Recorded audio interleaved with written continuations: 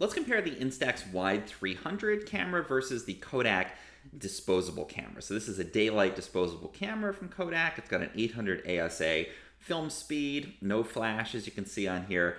The Instax Wide 300, this is a Fujifilm instant format of camera. So the biggest difference is that with the Wide 300, you're going to end up with a print that prints out as soon as you take the photo and develops in about 3 to 5 minutes, pretty much instantly, not exactly instant, but in a couple of minutes. With the Kodak Daylight Disposable, you'll take your photo, and then when you've taken all the photos on here, you'll have to send this off to a darkroom to develop. So it's not instant. They're both analog film cameras, but the Kodak Daylight Disposable is not instant. You do have to get it developed somewhere else. So it really comes down to what you like. Ultimately, the quality of the print is going to be higher in most cases with the Daylight Disposable, but again, you're going to have to wait to get that print.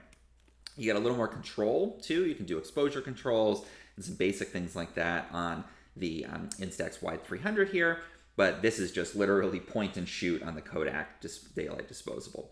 Both are great cameras. I tend to like to use the Daylight Disposable when I want something really tiny. I can just put in a pocket and take along. The Instax Wide 300, as you can see, because it uses that larger format of Instax film, it's pretty big. You're going to have to put it in a bag, take it along. So I take this when I'm going out on a photo shoot and I want to use instant film.